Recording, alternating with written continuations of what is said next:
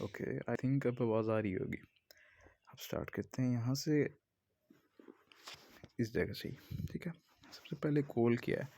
ठीक है, हमारा computer organisation and assembly language, यहाँ पे मेरी वजह से इसने ऐसे लिखा है, मैंने थोड़ी सी इनपुट गलत दी थी। खैर, आगे डाटा इसने बिल्कुल सही दिया है। और मेन चीज़ हमारी आती है कि इसके अंदर जो कॉल है, इसके अंदर लो लेवल लैंग्वेज और हाई लेवल लैंग्वेज क्या आती है। तो लो लेवल लैंग्वेज वो होती है जो मशीन कोड के बहुत ज़्यादा करीब हो, मशीन लैंग्वेज के। मशीन लैंग्वेज कौन सी होती है? 1001 बाइनरी वगैरह वाली, ऐसे ही है ना। तो इसमें सबसे ज़्यादा करीब उसकी कौन सी लैंग्वेज है? वो है असेंबली लैंग्वेज। और जो है, ये जितनी भी मशीन लैंग्वेज के करीब की लैंग्वेजेस होती हैं उनको लो लेवल लैंग्वेज कहते हैं, जैसा कि असेंबली लैंग्वेज है। ठीक है, यानी 1001 के करीब की लैंग्वेज है, और ये ह्यूमन अंडरस्टैंडिंग में आती है लेकिन बहुत कम। ठीक है, और ज़्यादातर जो अंडरस्टैंडिंग में आती है ना ह्यूमंस की, जैसे पाइथन, C++, जावास्क्रिप्ट वगैरह, ठीक है, वो होती हैं हाई लेवल लैंग्वेजेस। ठीक है, और उनको कंपाइल होने में ज़्यादा टाइम लगता है बनिस्बत इनके जो जो है इनसे डायरेक्ट कम्युनिकेट करती हैं, असेंबली लैंग्वेज वगैरह। ठीक है, तो इस तरीके से ही है सारा कुछ। ठीक है, आई थिंक ये वाली सारी चीज़ तो क्लियर हो ही गई है इतनी बात के अंदर ही। ठीक है, एंड इसका कोड को किस तरीके से हम रीड करते हैं, कोड है क्या। ठीक है, कोड में ये होता है कि जैसे हम इंटीजर्स वगैरह और वेरिएबल्स वगैरह डिक्लेयर करते थे ना C++ में, उस तरीके से इसके अंदर जो होते हैं, क्योंकि ये लो लेवल लैंग्वेज है, इसका बिल्कुल थोड़ा सा चेंज तरीका होगा। और डॉट मॉडल डॉट करके, यानी इसी तरीके से डॉट डॉट करके इनके समझ लो वेरिएबल्स को हम एक किस्म का डिक्लेयर कर रहे हैं।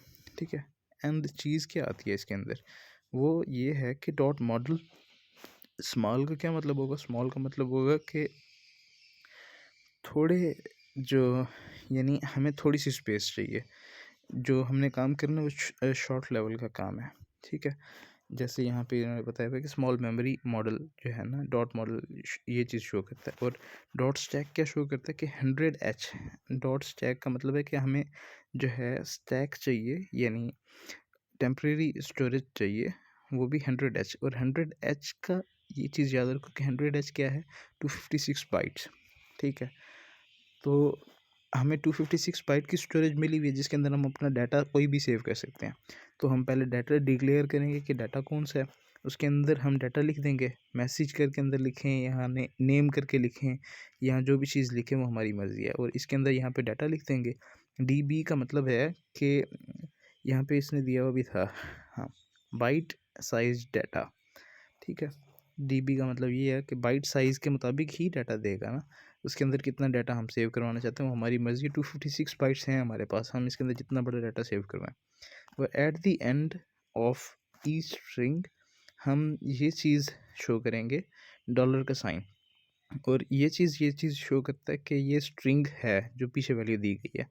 ठीक है, और ये सर ने एक बार ये भी बताया था ड्यूरिंग लेक्चर कि डॉलर को अगेन प्रिंट नहीं करवा सकते इस लैंग्वेज के अंदर। और अगर अगेन प्रिंट करवाना हो तो बार बार देना पड़ेगा, 2-3 बार, तब जाके कहीं अगर हुआ तो हुआ, लेकिन किसी ने ट्राई करके नहीं देखा सर ने, यानी किसी को याद नहीं था। खैर, वो बस मैं वैसे बता रहा हूँ कि मे भी अगर आता है ना तो सीधा सीधा कह देना कि जो है ना नहीं करवा सकते प्रिंट, और अगर करवा सकते हैं तो 2-3 बार देना पड़ेगा, जो भी हो इसके मुताबिक। ठीक है, खैर उसके बाद डॉलर का साइन बस इसलिए आता है कि जो है ना, needed for printing strings in DOS. और डॉस का वो आगे जाके देखते हैं, मैंने सर्च भी किया इसके बारे में। खैर कोई ऐसी इंपॉर्टेंट चीज़ नहीं है।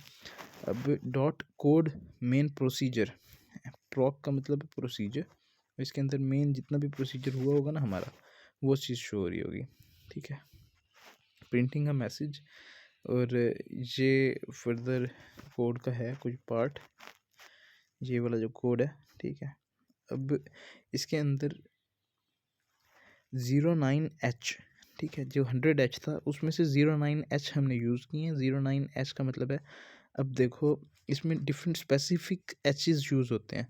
02H यूज़ होता है कि हमने 4 की तरह वैल्यू सेव करवानी है, मतलब एक सिंगल कैरेक्टर सेव करवाना है। सिंगल करेक्टर को प्रिंट करवाना है। 09H किस लिए यूज़ हुआ है कि हमने जितनी स्ट्रिंग दी हुई है ना हमें इकट्ठे ही प्रिंट कर दो जितना भी डाटा है हमारा, ठीक है, इस तरीके से। और मूव AH09, ठीक है, मूव वाला जो फंक्शन है ये आगे जाके मैं दिखाता हूँ, अभी यहीं पे ही जाने लगे हैं, ठीक है। ये देखो, move, add, subtract, multiply, divide and int. Move में क्या होता है कि जो वैल्यू यहाँ पे दी हुई है ना, move AX, BX, CX, DX तक जो है ना, ये हमारे रजिस्टर्स होते हैं। रजिस्टर्स के बारे में आगे जाके देखते हैं।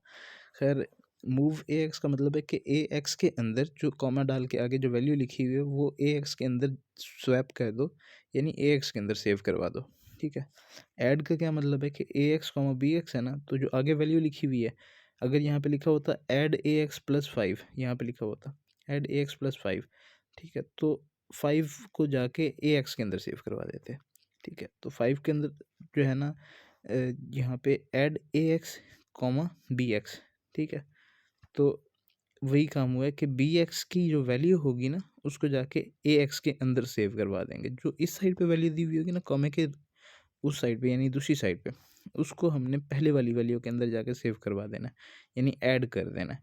अगर सब्ट्रैक्ट दिया हुआ है तो सब्ट्रैक्ट करना है, ठीक है। मल्टीप्लाई दिया है तो अगर BX को मल्टीप्लाई दिया हुआ है ना, ठीक है, तो छोटी छोटी वैल्यू इस रजिस्टर्स में, यानी DX जो, अगर समझ लो कि बड़ा रजिस्टर है तो इसमें छोटा से छोटा रजिस्टर क्या होगा, AX, ठीक है, AX, BX, CX, DX। तो इस तरीके से, यानी अगर मल्टीप्लाई BX लिखा हुआ है ना खाली, इसका मतलब है कि छोटे से छोटे रजिस्टर के साथ मल्टीप्लाई हो रही है, ठीक है। उसके बाद आता है डिवाइड, ठीक है, तो उसके अंदर भी सेम वही काम है कि छोटे से छोटे रजिस्टर के साथ डिवाइड करोगे उस चीज़ को, ठीक है। इंट इसमें एज अ इंटरप्ट यूज़ हो रहा है, not like the int we use in C++, not for the integer, ठीक है।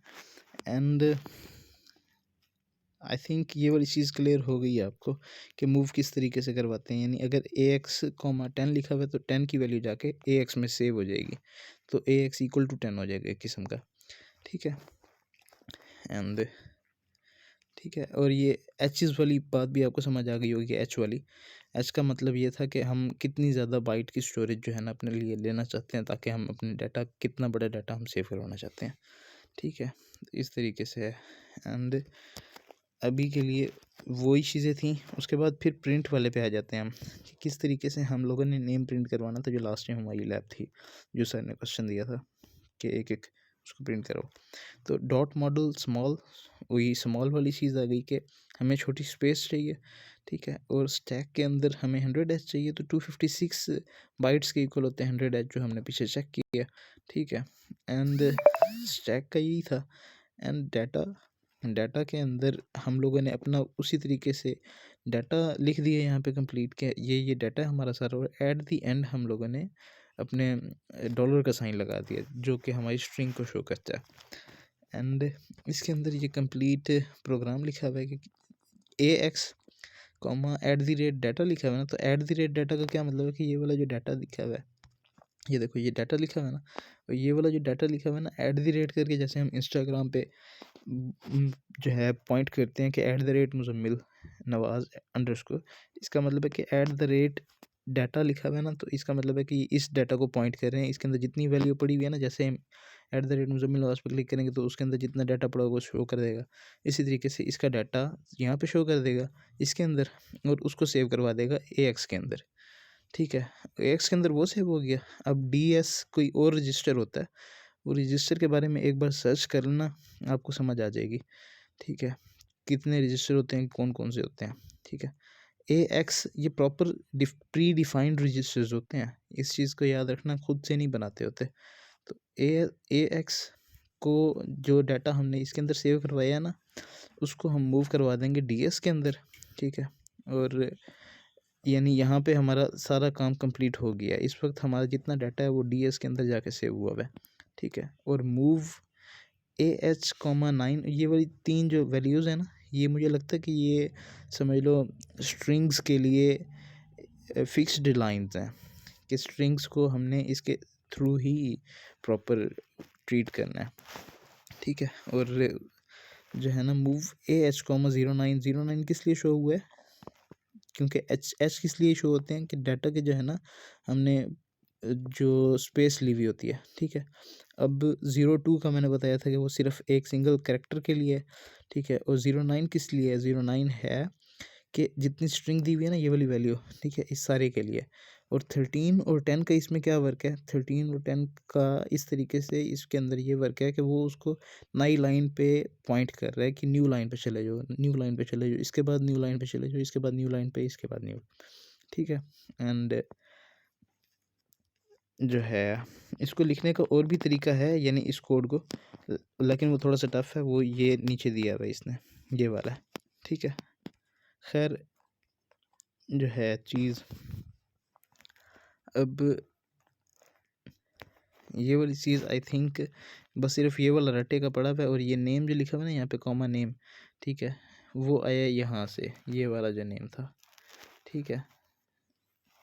बाकी 21H इसलिए यूज़ होता है कि हमने इंटरप्ट कर देना। 21 प्रॉपर एक डिजिट है, 21H वाला।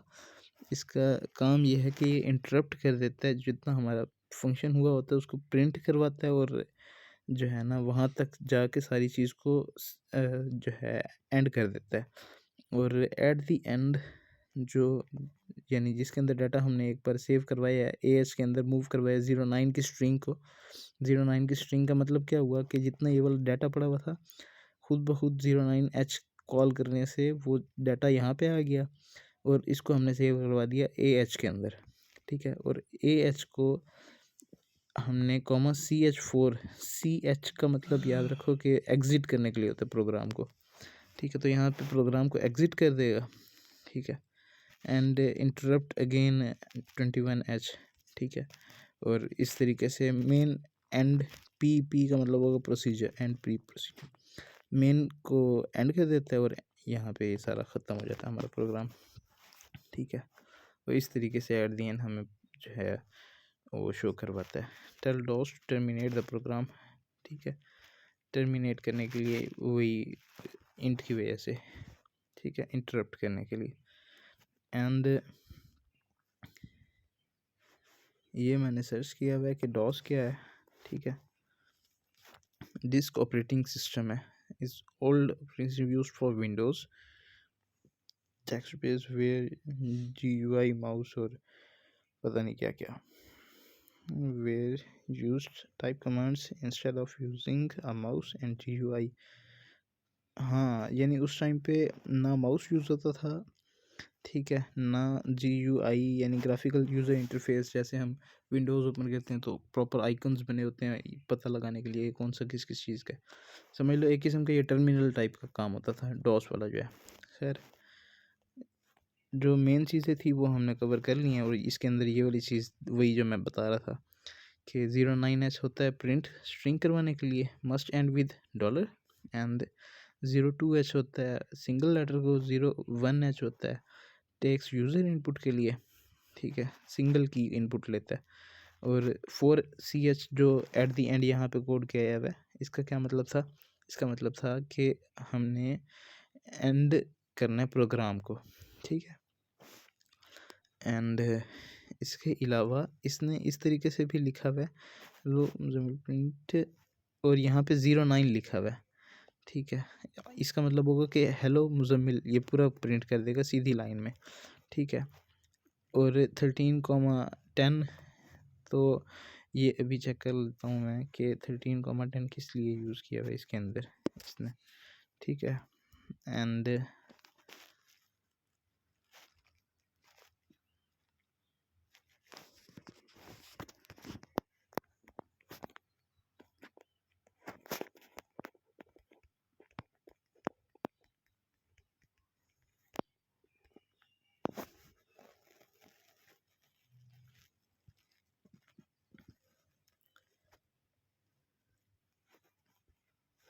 हाँ 13,10 का carry reflex move the cursor to the beginning of the line and moves the cursor to the line, ठीक है।